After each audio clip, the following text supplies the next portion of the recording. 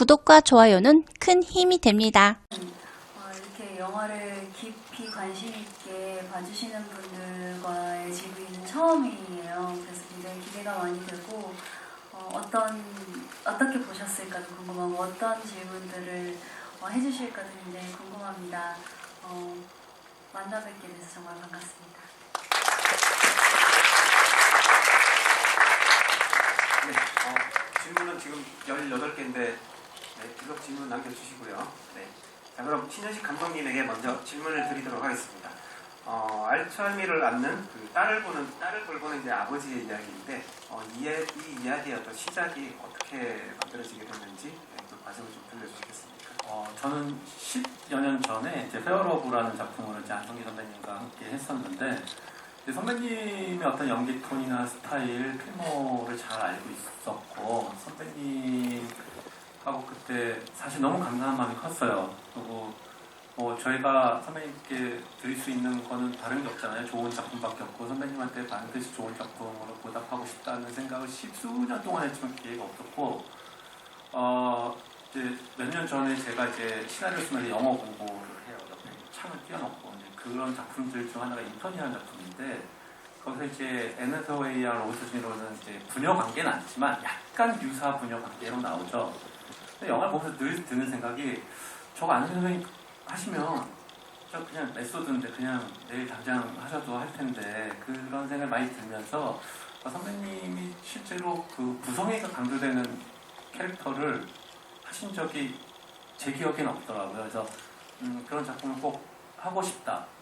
그래서 이 아빠가 딸한테 못했던 육아, 리버스 육아를 하는 이야기를 하고 싶다. 그래서 이제 작품을 구상하고 준비를 하게 됐습니다. 이게 알츠하이머라는 소재가 중요하게 작용은 하는데 저한테 중요한 거는 이 리버스 육아거든요. 그러니까 그 아이가 태어나고 산부인과에서 태어나고 산후조리원 가고 문화센터 가고 유치원 가고 학교 가고 사회에 나간 이 과정을 사실 영화에서 보신 이 구조는 리버스로 하고 있는 거거든요. 그러니까 그런 의미에서 저는 대단히 현실적인 이야기인데 그것이 현실적인 묘사 안에서 판타지 같은 지점이 생기는 그런 작품을 하고 싶었습니다. 자, 그럼 서현진 배우님 질문 드리겠습니다. 먼저 훌륭한 연기로 이제 관객분들 아마 많이 울리셨을 텐데 큰 박수.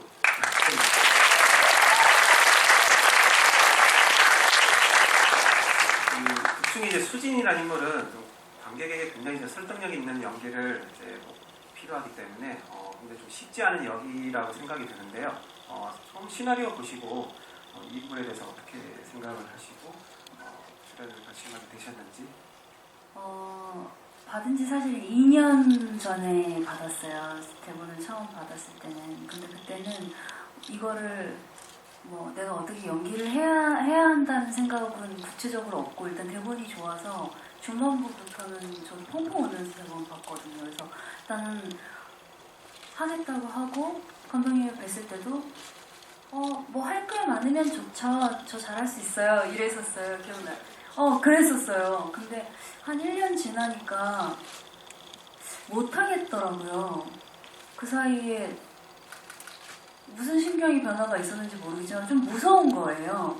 그리고 또 1년이 지나니까 이제 할 때쯤 돼서는 또 약간 그 중간 지점에 있어서 이제가 지금 좋은 타이밍인가 보다 하고 리딩을 했는데 리딩을 하고 나니까 진짜 더 못하겠더라고요. 너무 무섭더라고요. 어떻게 이거를 조금이라도 어색해하거나 이렇게 병의 증세가 어설퍼 보이는 그 집중력이 다 깨질 텐데 그게 저한테 너무 어려운 지점인 거예요. 목소리 톤을 어떻게 잡아야 되는지 점점 병세가 짙어질 때. 그래서 감독님하고 이제 따로 만나서 몇 시부터 몇 시까지는 정신이 돌아왔을 때, 몇 시부터 몇 시까지는 다시 정신이 약간 나가 있을 때, 몇 시부터 몇 시까지 증세 악화, 이후로는 악화 이걸 딱 다 정리를 하고 그러고도 한번 전화 드렸었어요. 엄청 울면서 못하겠다고 자신이 없다고. 근데 감독님이 이제 할 수 있다. 그리고 즐거운 여행이 될 거다. 믿고 와달라. 제가 처음에 결정을 한 것도 감독님이 쓰신 시나리오 때문이었으니까 감독님만 믿고 가야지 라고 했는데 결과적으로는 저는 하는 동안에 정말 정신이 가장 맑은 작품이었던 것 같아요. 제가 그때 현지 씨한테 드린 얘기는, 그 여행 얘기는, 저는 시나리오는 그 건축의 설계도 영향을 안 하거든요. 저는 지도라고 생각해요. 그래서 건축은 설계도대로 만들어야 되고 안 만들면 불법이죠. 근데 작품은 그게 아니라고 생각해요. 그러니까 지도에서 중요한 거는 동서남북이 있어야 되고 보물이 있는 위치고, 디렉터는 잘나서 디렉터가 아니고 저 보물을 찾으러 가자라는 방향을 제시하는 사람이 디렉터고, 우린 같이 시나리오라는 지도를 들고 여행을 떠나고, 보물을 찾기 위해서 그 여행을 가고 돌아왔을 때는 우리가 지나온 곳이 다 길이 될 거다. 근데 그 길은 우리 가기 전에 겁이 나요. 도대체 무슨 길로 가야 되지? 내 눈에 보이는 건 산만 보이고 바다만 보이고 강만 보이고, 나 어디로 가야지? 라는 두려움이 생길 수 있거든요. 근데 모든 행복한 여행은 그 떠나기 전에 그런 두려움이 있을 수밖에 없는 것 같아요. 그런 얘기를 드렸는데 도움이 됐을지 모르겠지만, 현지 씨 뭐 보셔서 아시겠지만, 네, 늘 다음 장면 어려운 장면이 많아서 그 장면 어떻게 찍어야 될지 모르겠어요 라고 얘기를 하셨지만, 찍을 때 되면 너무 잘 하셔서 나중에 제가 잘 안 믿었어요. 결국 잘할 거면서 약간 이렇게. 앞서 감독님이 그 안성기 배우님하고의 어떤 작업에 대해서는 잠깐 이제 언급을 하셨었고, 서현진 배우님하고 좀 따로 나온 이제 주연 배우, 굉장히 이제 연기가 깜찍하시죠. 그리고 이게 굉장히 좋은 게, 이게 어떤 배우들이 각자 연기를 하는 어떤 그런 걸 넘어서서 진짜 가족 같은 어떤 그런 느낌이 전달이 돼가지고 굉장히 좋았던 것 같은데요. 그 캐스팅에 대해서 좀 더 말씀을 해주시면 좋을 것 같습니다. 선배님은 이제 기획 단계에서 제가 좀 생각을 했었고 말씀드려요. 현진 씨 같은 경우에는 이제 제가 원래 훌륭한 배우란 걸 알고 있었지만, 그 엄마의 이미지도 있어야 되고 커리어 우먼의 이미지도 있어야 되고, 이제 그냥 딸이 아니고 이제 보셔서 하시면 점점점 아이 같아져야 되잖아요. 그 모든 것이 납득이 돼야 되는 배우여야 했죠. 그 조건이. 그 조건에 부합되는 배우는 다들 비슷한 생각 하시겠죠. 저도 현지 씨 생각했고, 그리고 현지 씨가 갖고 있는 질감이 저희 영화가 자칫 너무 무거울 수 있는 질감을 많이 상쇄할 수 있다고 생각했어요. 근데 이게 그 연기뿐만이 아니고 배우가 어떻게 보면 악기라 치면 또 배우가 갖고 있는 기본 질감이라는 게 있거든요. 저는 그게 굉장히 중요하다고 생각을 하고, 예를 들어서 이게 여담이지만 마동석 선배님 같은 경우에 사람을 때려도 관객들이 굉장히 즐거워하잖아요. 근데 그거는 마동석 선배님이 갖고 있는 배우의 질감인 것 같아요. 그거는 배우들이 갖고 있는 너무 고유한 색깔?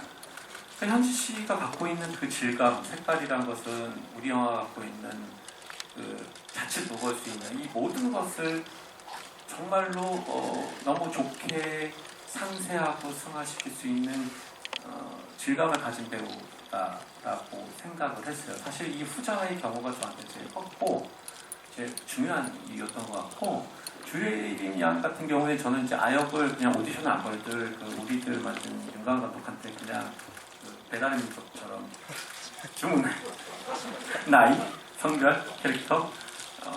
근데 저만 그런 게 아니고 굉장히 많은 배우들이 윤강 감독이 아역 관련해서는 최고 권위자시기 때문에 많이들 그러고, 저도 굉장히 신뢰를 하는데, 이제 예림 양 같은 경우에 이제 우리 집이라는 작품의 막내로 나왔었어요. 이제 그 작품 기억하시는 분이 계실지 모르겠는데, 그때는 완전 애기였죠. 5살 때고 그 사이 많이 컸는데, 윤강 감독님이 아주 강추를 한 친구예요.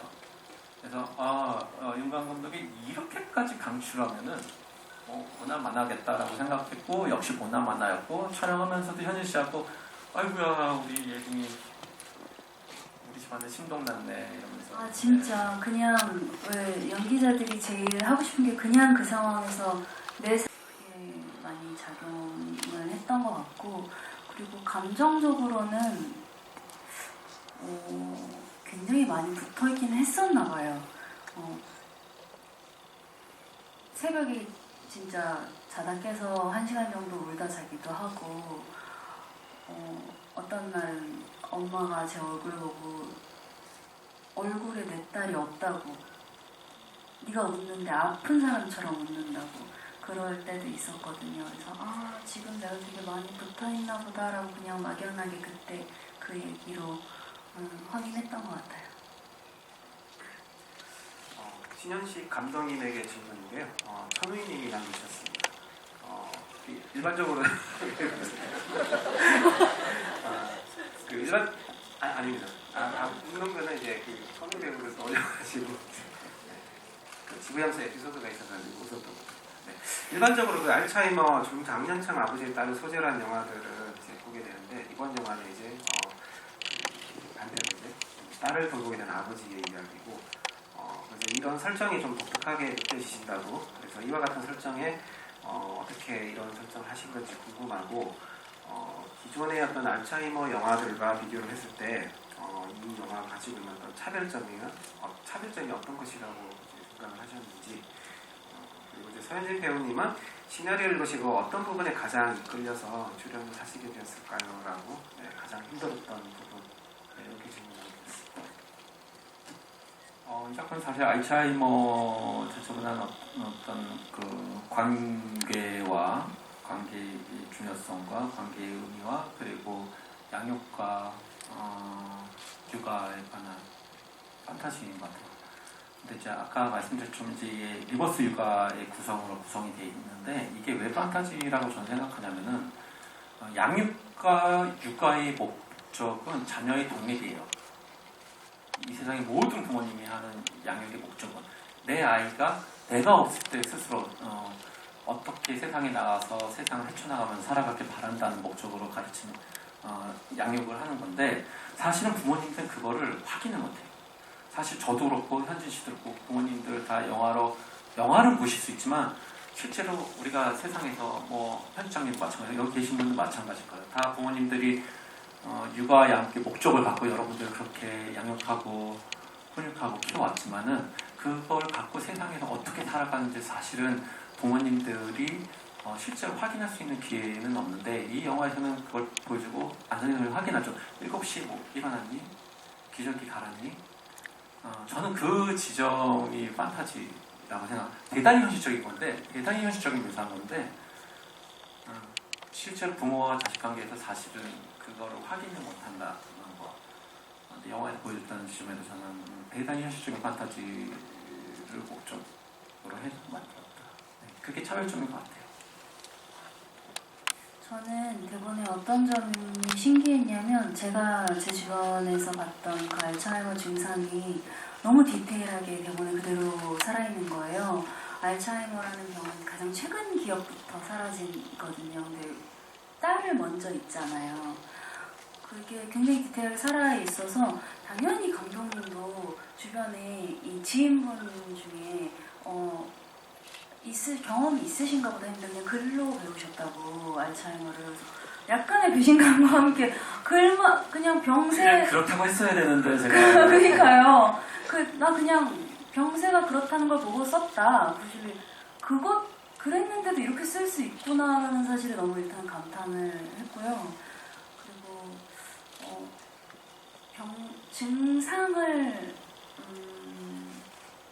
연기해야 한다는 게 사실 제일 부담이었던 것 같아요. 어떤 증상이 보시는 분들이 어색하지 않아야 하고, 그리고 또 실제 그런 환우분들을 돌보시고 있는 가족분들에게도 어떤 상처가 되지 않는 정도의 표현이었으면 좋겠다고 생각해서 그 수위를 고르는 게 조금 현장에서 많이 찾았던 것 같아요.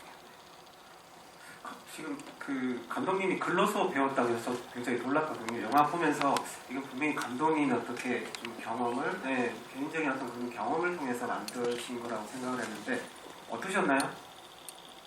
말을. 네. 시나리오를 사실을 쓰는 순간에 그걸 다 버려요. 그걸 쥐고 있지 않은 건 절대 좋은 글이 안 나오거든요. 내 몸에 체화될 때까지 모방까지 자료는 다 보고 내 몸에 일단 다 때려박고 실제로 글을 쓰기 전에는 거의 99%는 다 버립니다. 그래서 1% 남은 내 몸에 체화가 돼서 내 몸에 남은 것만 갖고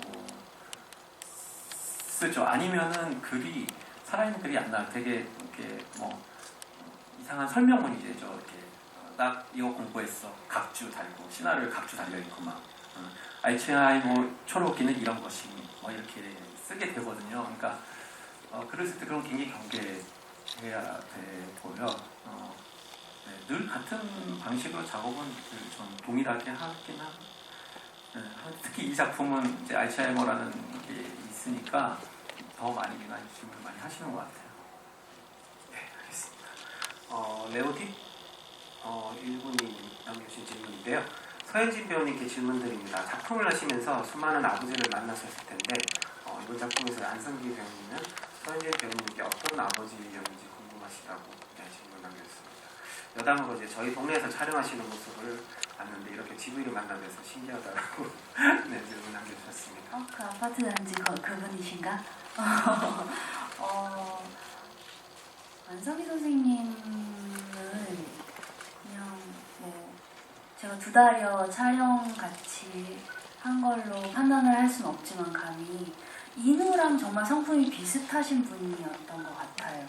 실제로 촬영장에서도 제일 많이 들었던 말이 괜찮아. 모든 스태프들이 괜찮아라는 단어를 제일 많이 들었어요. 뭘 해도 선생님 뭐 드려? 아니 괜찮아. 뭐 좀 이렇게 불편하세요? 아니 괜찮아. 괜찮아. 다 괜찮으시다 그러시는 거예요.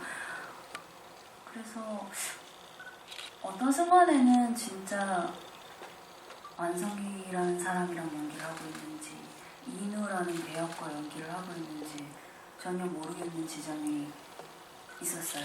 네. 신기한 체험 같은 순간이었어요, 저한테는. 카멜님이 남겨주신 질문인데요. 눈물이 흐를 수밖에 없는 영화였습니다. 신현식 감독님께 질문 드리는데 슬픈 내용이기 때문에 실제 촬영장 분위기가 어떤지 궁금하시다고 질문을 남겨주셨습니다. 그리고 안성기 배우님의 극중 퇴직 전 직업이 해외 플랜트 건설이라고 했는데 많은 직업들이 있는데 선택하신 이유가 있을까요? 라고 이분은 이제 저 7광고가 생각이 나죠. 그러네요, 진짜.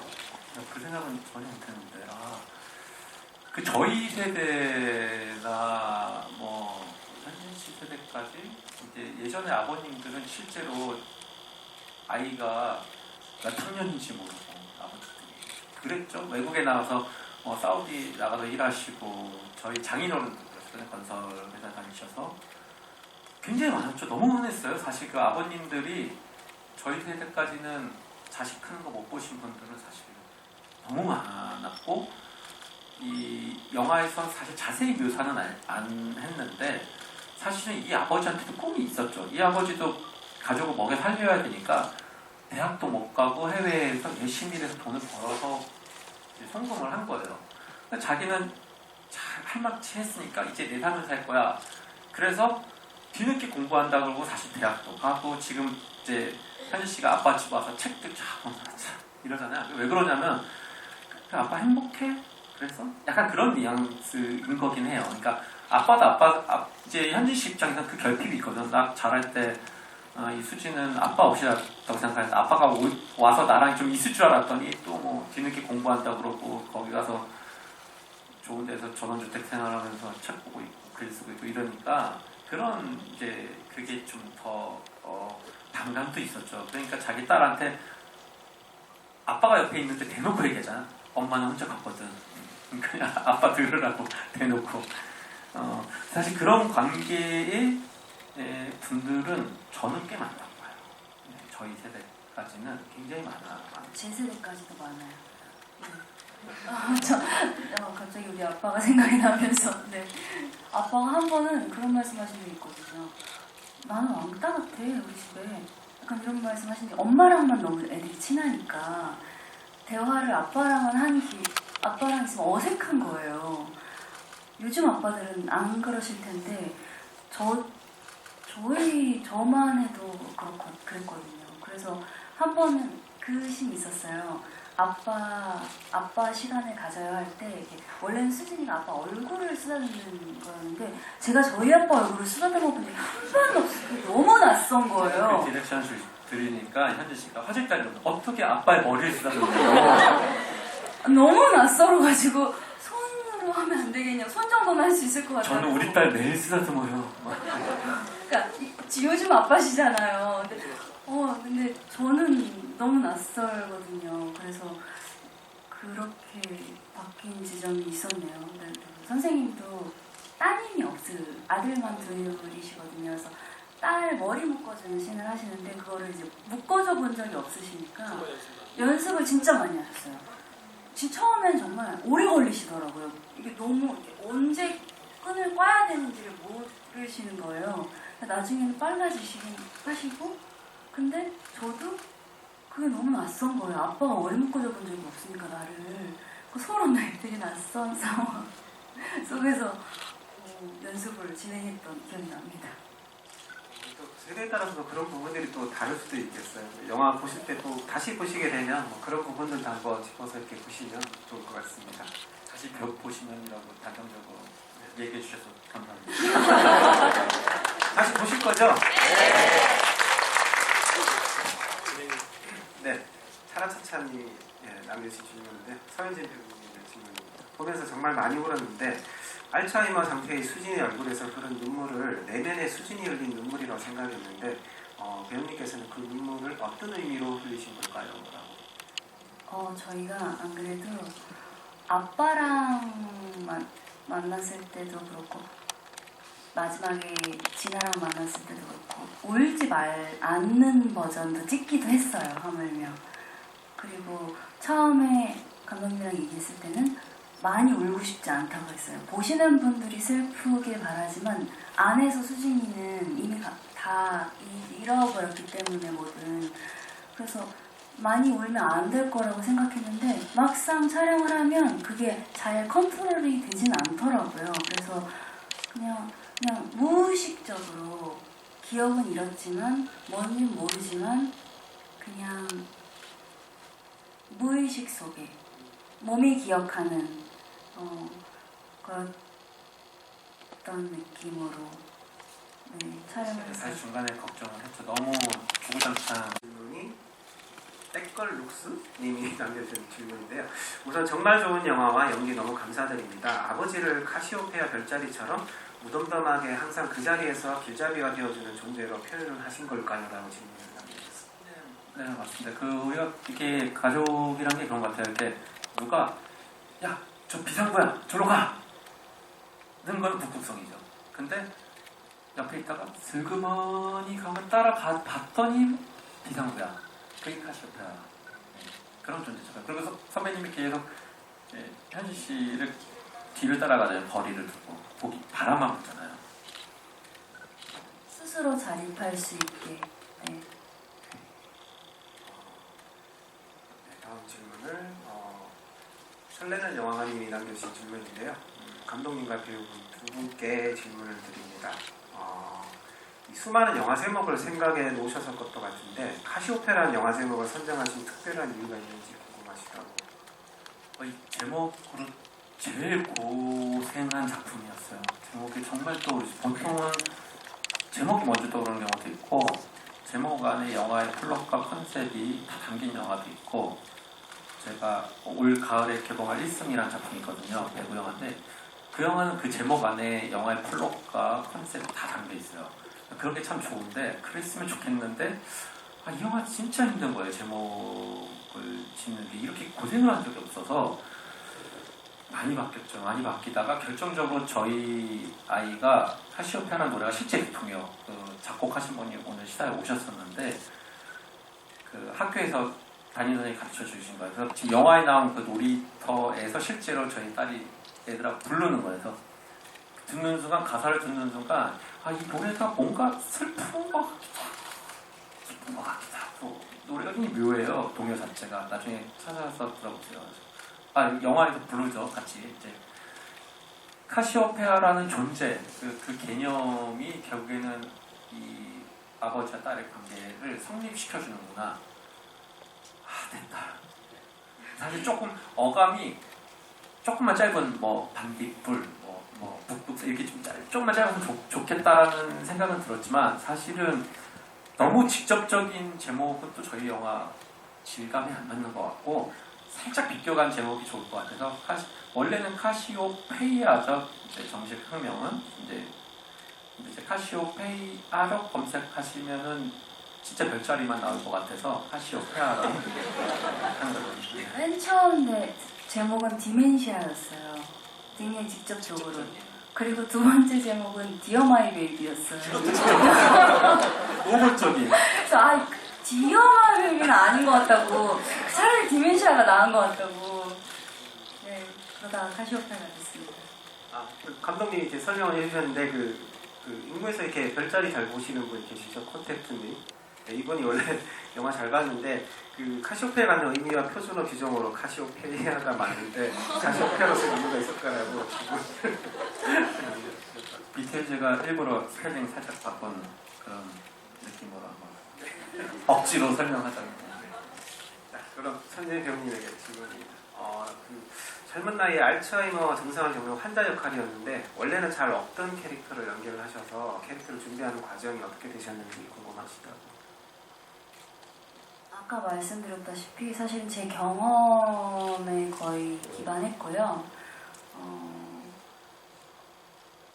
그리고 표현하는 데 있어서 그냥 병세가 악화된 후에는 영화에서만 할 수 있는 것일 것이다 라는 생각으로 이제 메이크업을 하지 않고 그냥 원래도 초반에 메이크업이 진하진 않아요. 근데 메이크업 아예 안 하고 딱 화면에 묻혀놓으니까 분장팀 언니들도 너무 다르다는 거예요. 병색이 완연하게 보인다고. 그래서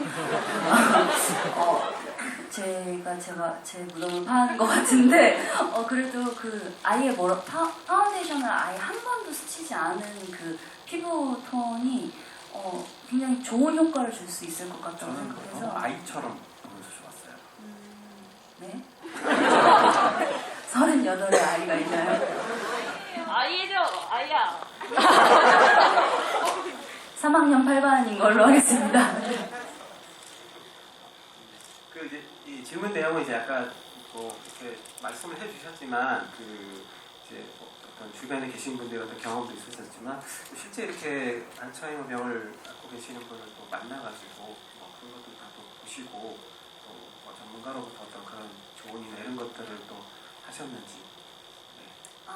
그럴 순 없었고요. 실제로 변호사셨는데 초록이 치매를 겪은 분의 다큐를 보긴 했고요. 외국 분의 사례이긴 했지만 그리고 의사분을 만날 필요성은 없다고 생각했어요.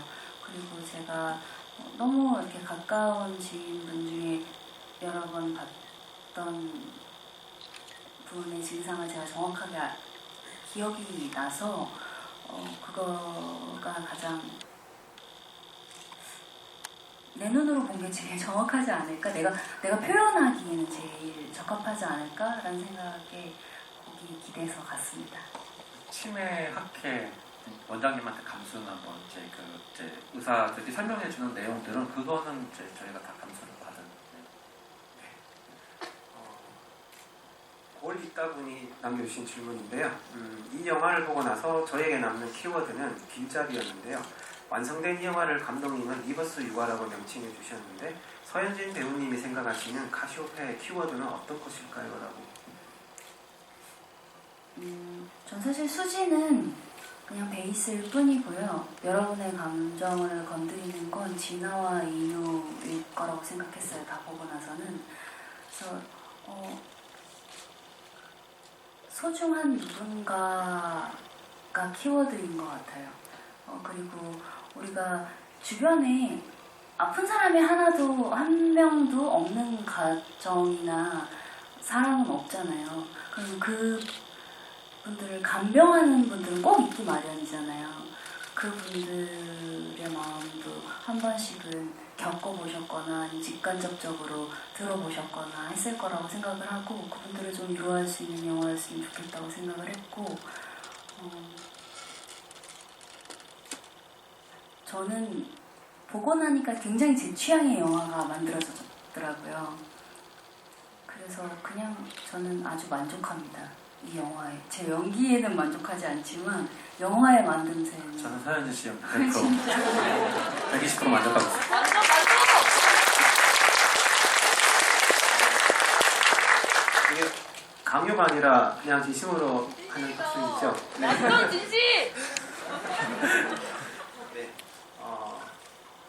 총총님이 남겨주신 질문인데요. 신현식 감독님 이번 영화에서 수진이와의 연대를 부녀와 모녀 중 어디에 더 집중을 하셨을까요? 저는 안성기 배우님만큼이나 수진이와 진아의 관계도 너무 흥미로웠습니다라고. 뭐 어디 집중하면 아니면 사실 똑같은데 이게 사실은 영화를 만들거나 시나리오를 쓸 때 여러분들 보시면 느끼시겠지만 제 입으로 이런 말 하기가 좀 그런데 좀 어려운 영화예요. 그러니까 왜냐하면 뭐랄까 꾸밈 없어요. 제가 이 영화를 만들면서 목적으로 스타일적으로 목적을 가졌던 거는 약간 비틀즈 노래로 따지면은 예스터데이나 노르웨이 숲 같이 되게 짧고 간결하고 주제가 명확하고, 그러니까 노르웨이 숲 같은 게 가사가 그렇잖아요. 형용사가 없어요.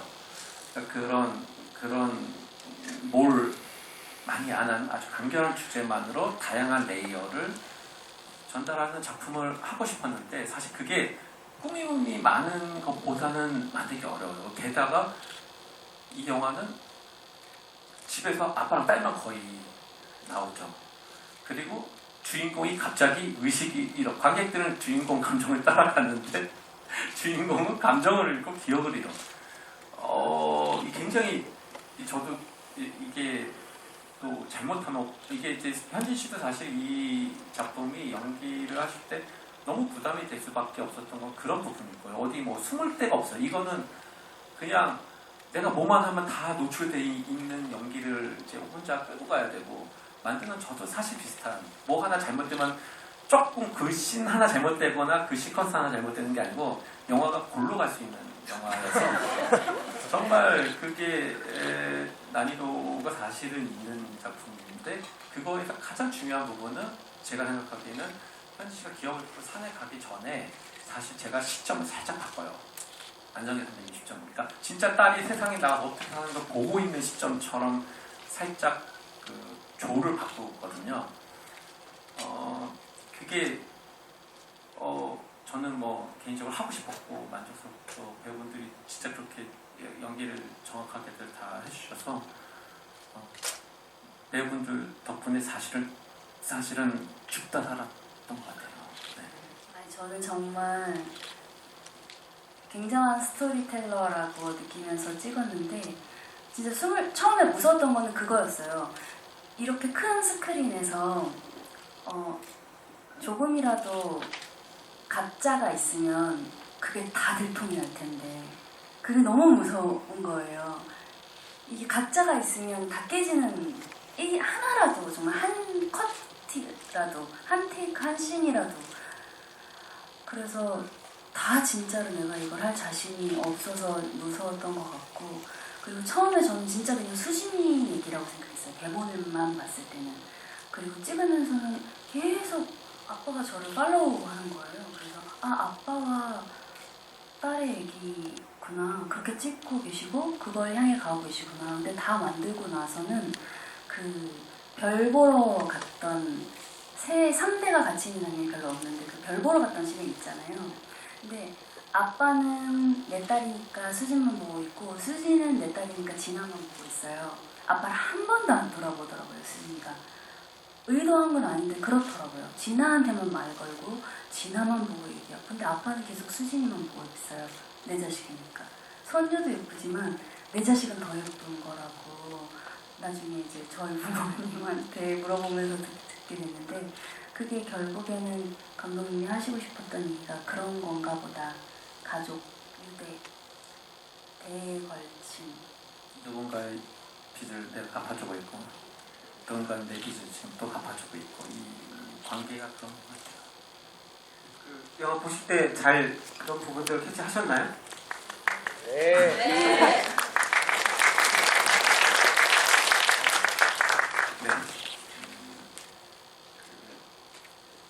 이화님이 남겨주신 질문인데요. 서현진 배우님께 질문인데 촬영하는 동안 감정 컨트롤이 안 되고 감정적으로 힘드셨다고 했는데 일상에서 그 부분을 어떻게 감당하고 어떻게 해결을 하시는 건지 궁금하시다고. 수진이 촬영할 때는 감독님이랑도 마지막쯤에 얘기했는데 저희가 회차가 굉장히 짧았어요. 이거보다 길었으면 못 버텼을 것 같아요. 감정 컨트롤이나 뭐 해소를 하지 못했어요, 사실은. 계속 그냥 수진이의 감정 상태로 한 달 반 가까이 있었기 때문에 굉장히 피폐해지더라고요, 사람이. 나중에는 이제 소화도 잘 안 되고, 그렇게 되니까 감독님도, 아유, 이거 이렇게 빨리 끝나서 다행이라고. 느끼시기 전에 얼른 끝내자. 더 오래 지금 정말 현지 씨가 아유 너무 이제 감정적으로 너무 딥하게 지금 뭐 한 달 이상 그러고 있으면은 좀 너무 힘들어요, 사실. 감독님은 어떠세요? 이렇게 배우는 이렇게 몰입을 하다 보면 힘드시고 그걸 또 옆에서 지켜보시는. 저도 그렇죠. 저도 피로도가 쌓이죠. 그리고 이게 좀 뭐랄까 선배님도 또 연세가 있으시고 그러니까 되게 많이 이제 저도 배우분들 다행히 이제 저희가 배우가 많이 나온 영화 아니고 딱 주인공들만 저도 보면 되니까 그것도 다행이었지. 이런 걸 조금 더 이야기가 확장되고 오래 찍고 이러면은 배우 감독 다 죽어나갔을. 네, 잘하겠습니다. 네, 루미님이 남겨주신 질문인데요. 감독님께 질문입니다. 연출적으로 가장 힘드셨던 장면과 가장 고심해서 촬영했던 장면이 있으시다면 어떤 식인지 궁금하고, 그리고 엔딩 크레딧에 영화 타이틀이 중간에 있지 않고 오른쪽에 치우쳐져 있는데 의도가 따로 있을까요? 네, 카메라가 쭉 빠지면서 진짜 카시오페아하고 멀리서 지켜보는 느낌. 저는 그 영화나 이런 서사 장르라는 것들이 뭐 소설이나 모든 서사 장르는 제일 좋은 거는 미시적인 것을 통해 거시적인 거를 상상하게끔 이야기를 만드는 게 가장 좋다고 생각하거든요. 그러니까 엄마와 딸의 대화가 미시의 끝판왕이라고 생각하고 그게 카메라가 점점 빠지면서 거시적인 진짜 현실 세계 사람들 지나가고 병원 풍경들 들어가고 이 영화가 보고 이 영화를 만든 사람들은 이제 사이드에 있고 엄마와 딸만 가운데 놓고 그런 의도로 온 거였고. 첫 번째 질문.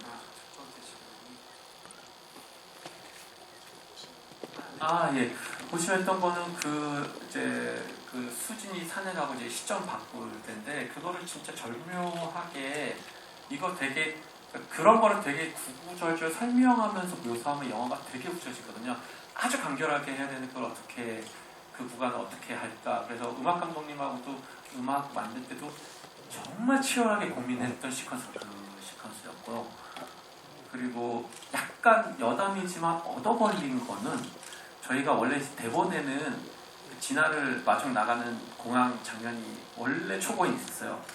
근데 코로나 터지면서 공항에서 촬영이 불가능해지면서 아예 제가 빼면서 바꾼 거거든요. 아예 갔다 온 것조차 기억 못하게. 이게 나은 거 같지만 결과론적인 걸 수도 있는데 어느 게 나은가요? 감독님 말씀하신 게 좋으시면.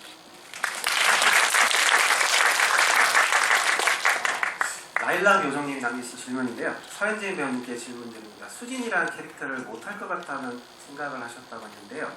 그럼 현진님이 수진 역을 하도록 해준 카시오페아는 무엇일까요? 질문 남겨주셨습니다.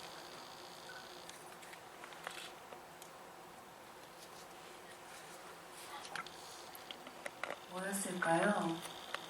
자신은 없이 시작했어요, 사실은. 그리고 너무 사실 그게 궁금했거든요. 저는 드라마 작업을 주로 하던 배우였기 때문에 영화 작업이 얼마나 뭐가 그렇게 다를까라는 궁금증도 그 카시오페아 중에 하나였고요. 그리고 제 주변 지인이 사실 저희 외할머니였거든요. 그 알츠하이머로 돌아가신 그 외할머니의 기억이 하게 해준 원동력 중에 하나인 것 같아요. 그리고 제가 영화랑 드라마가 뭐가 그렇게 다를까 궁금했는데 정말 많이 다르더라고요. 뭐가? 궁금하시죠? 네, 제가 드라마를 한번 해봐야겠네요. 작가이자 감독님이시잖아요. 근데 현장에서 나눌 수 있는 대화의 깊이가 너무 다른 거예요. 작가와 직접 대화를 하면서 수정도 가능하고, 그리고 내가 애매하게 생각하는 부분을 명확하게 대답을 해주시고, 그러니까 훨씬 더 심도 깊은 대화를 할 수 있다는 게 가장 큰 차이이자, 이건 어마어마한 차이더라고요, 사실은. 네, 그래서 즐거웠어요. 네. 송포유님이 남겨주신 질문인데요. 감독님의 질문입니다. 관계의 구도가 흥미로운데 자녀와 부모, 또 이어지는 자녀와 부모, 그중 가운데 끼인 엄마이자 딸을 4개로 하셨는데요. 캐릭터들의 관계를 만들 때 가장 중요하게 고려하신 점이 있으신가요?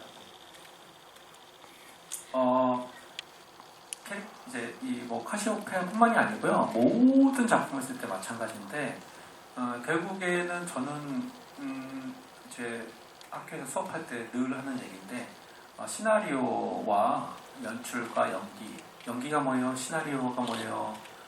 연출이 뭐예요?라고 질문을 받으면 그걸 한 문장으로 답하라 그러면 늘 답이 똑같아요. 여기 있는 사람 절로 보내는 거. 그게 시나리오의 전부예요.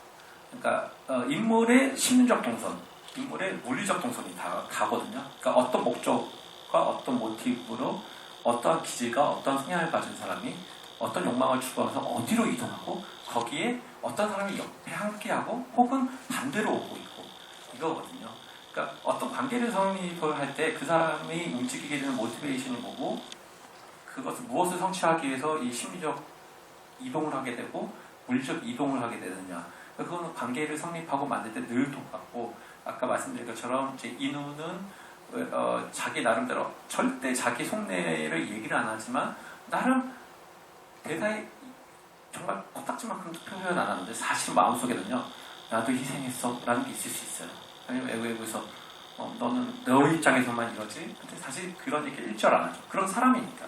하지만 그는 그 안에서 자신의 삶을 묵묵하게 그런 사람인가 묵묵하게 쟁취하려고 살려고 하는 거고 사실은 그런 의미에서 세 사람 다 굉장히 적극적이에요. 수진도 자기의 삶을 적극적으로 쟁취하려고 딸 보내고 이혼 사실 자세히 묘사는 아니지만 사실 이혼한 남편이에요. 이혼한 남편한테 애 양육을 맡기는 거거든요. 애 미래와 장래를 위해.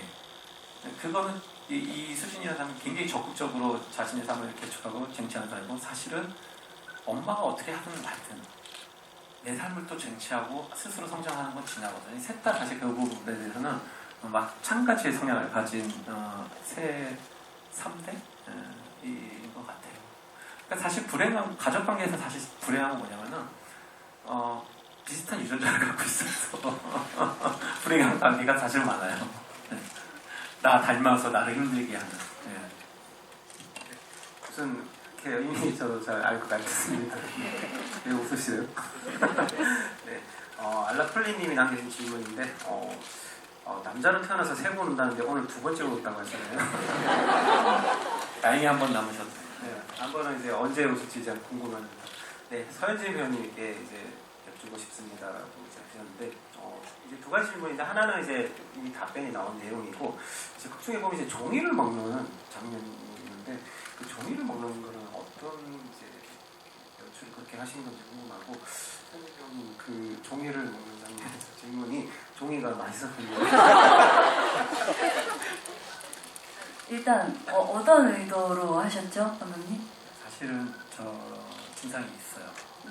있고 찢는 증상도 있고 먹는 증상도 있고 각각 따로 있고 같이 가는 증상도 있고 사실 있는 증상이어서 한 거고 이게 어떤 그 뭐랄까 기억이 없어지고 어떤 인지 능력이 없어져서 대부분 어떤 단순한 욕망이 되게 커져요. 식욕이나 성욕이나 뭐 이런 욕구들이 그러니까 그게 잘 표현되는 게 아니고 되게 서투르게 표현이 되거든요. 그런 의미로 나온 것 같아요. 그리고 종이는 사실 이게 위험할 수 있어서 먹을 수 있는 종이를 준비를 해주셨는데 이 소량을 준비를 하신 거예요. 근데 우리는 테이크를 여러 번 가니까 진짜 종이를 먹게 됐어요. 종이는 당연히 맛이 없습니다, 여러분. 그런데 그게 이 비화가 있어요. 이게 찍을 땐 몰랐어요. 열심히 찢어서 먹어서. 근데 다음날 아침에 세수하는데 입가가 너무 따가운 거예요. 그러니까 살짝씩 종이에 다 비어가지고 입 주변이 다 이렇게 카레집 살짝씩 난 것처럼 잘 안 보이지만 다 스쳐서 배어 있더라고요. 그래서 후시딘 일주일 발랐어요, 감독님. 옵스 디렉션이었습니다. 왜 조금만 준비를 하셨습니까? 그렇게 테이크를 많이 가실 줄 몰랐대요. 네, 종이 맛없으니까 흉내 내지 마세요. 마스터디님이 남겨주신 질문인데요. 저는 특히 스크린에 아빠와 딸과 엄마 이렇게 두 사람이 잡힐 때마다 참 장면이 좋다고 느꼈습니다. 감독님께서 계속 이제 아무래도 영화를 보시게 되면 감정적으로 또 힘들고 하시는데 이 질문은 이 장면을 찍으실 때 혹시 가장 즐겁게 찍으셨던 장면이 있을까요?라고 그 장면에 어떤 비하인드가 있다면 들려주시면 좋겠습니다. 즐겁게 찍은 건 사실 진짜 너무 다 힘든 연출자로서 네. 뭔가 흥이 난다라고 해야 되나? 뭐 그런 바로 이 맛이야 이런. 그건 늘 저희 안덕희 선배님과 현진 씨 연기 볼 때들 어이구야 맛있다 하는데 현진 씨가 너무 진짜 힘든 연기를 계속 하시고 입안이 헐면서 이러니까 너무 저도 참 보면서도 좀 연출자에서 힘들었는데 딱 한 씬 정도 현진 씨가 정말 쉬운 씬이 있었어요. 그 카센터에서 차 내려오는 거 찍는 기기가 연기하는 씬이 딱 한 번 있었는데 그때 이제 현 씨가 계속 그 부담감에 힘들어 하시다가 그 전날은 패러글라이딩을 타러 하루 휴차가 있었거든요. 패러글라이딩을 타러 갔는데 너무 행복한 얼굴로 보셔서 네 그럴 때 참 큰일 났다라고 하셨어요, 그래요? 감독님이. 지금 집중 회사 깨지는 거 아니야? 회사에서 이제 그 회사 그만두고 지금 불행한 장면을 찍는 건데 이렇게 행복에 가득한 얼굴로 와서 어떡하냐 했지만 말은 그렇게 했지만 현지 씨가 또 이렇게 하루 되게 즐거운 시간 가지셔서 저 마음 굉장히 뿌듯했어요. 이게 촬영하고 상관없는 얘기들, 네 엉뚱한 얘기를 한 것 같지만, 네네. 저는 하면서 정말 즐거웠던 씬이 있습니다. 개인적으로 리코더 하트. 그거 진짜 연주하신 거예요, 그 소리. 실제 저의 현장음이에요. 네, 현장음이 진짜 현진 씨가 연주. 예림이나. 세상에나. 근데 정말 그때는 예림이랑 하루 종일 리코더 계속 불고 예림이한테 많이 배우고 그래서 내내 현장에 그 씬을 찍기 전까지 계속 음악 소리가 들리는 거예요. 리코더지만. 그리고 화음이 들리니까 듣기가 좋잖아요. 그러니까 뭔가 약간 그날은 촬영장이 말랑하고 낭만적이었던 것 같아요. 영화 또 우리가 보는 느낌하고 또 촬영 현장은 또 다르네요. 네. 자, 시간이 이제 다 돼가서 이제 마지막 질문을 좀 이제 드려야 될 것 같습니다. 영화로운 세상님이 남겨주신 질문인데요. 서현진 배우님께 질문입니다. 안성기 배우님과 촬영하셨는데 실제 부녀 관계처럼 느껴질 정도로 자연스러웠습니다. 부녀 간의 상호작용이 매우 중요하게 느껴지는데 배우님이 부녀 간 연기를 할 때 특별히 신경 쓰신 부분은 어떤 게 있을까요? 라고. 처음에는 선생님이 막연하게 제가 너무 오래 뵈서 나이가 연세가 많으시다고 생각했어요. 근데 따져보니까 저희 아빠랑 나이 차이가 얼마 안 나시더라고요. 그래서 그러면 그다지 어렵게 대하지 않아도 되겠다. 그냥 우리 아빠한테 하는 것처럼 해도 되겠다. 그래서 그때부터는 그냥 선생님한테 조금 새롭게 하기 시작했거든요. 그랬더니 그게 또 그것도 잘 받아주셔가지고 기분 나빠하시지 않으시고. 현진 씨 좀 무서워하셨어요, 선배님이. 왜요? 또 보시면 아빠랑 환자책 파자 아우, 그런 맞아, 장면들은 맞아. 있잖아요. 지금 근데 맞다. 현진 씨 그때 모니터로 보시면 현진이는 화를 내면 참 무서워. 이 얘기 한번 하셨어요. 직접 와서도 하셨어요. 무서워. 자꾸 이렇게 소리 지르지 마. 혼자 편하게 생각하시고 선배님은 너무 무서워하셨는데. 저는 편안했던 걸로 하겠습니다. 네. 혹시 현장에 재밌습니다. 네. 근데 추가로 이제 무리개 가자님이 영화성에서 나오지 않지만 수지는 어머니가 남기신 코트를 입으셨는지 궁금하다고.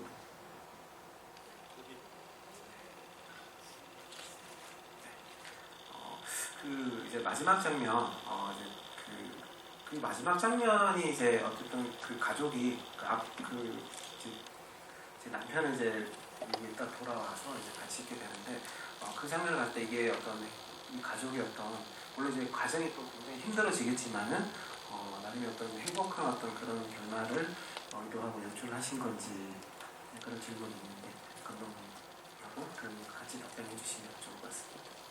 삶은 늘 희망과 절망과 희극과 비극이 섞여 있는 것 같아요. 근데 제일 중요한 거는 이제 그 중에서 수진이 제일 두려워했던 거는 내가 이 아이를 잘못 키우는 게 난 너무 무서워. 사실은 수진이나 아빠 이제 영화 보시면 아시겠지만 자기 서로 고백하는 게 이전에 이 부녀 관계 없었어요. 아프고 나서 고백을 한 거예요. 아빠, 난 내 딸 잘못 키울까 무서워 얘기를 차에서 절대로 안 할 관계였던 부녀 관계인데 한 거고, 아버지도 자기 고백을 다른 사람들이 있는 데서 하죠. 자기 딸에 대한.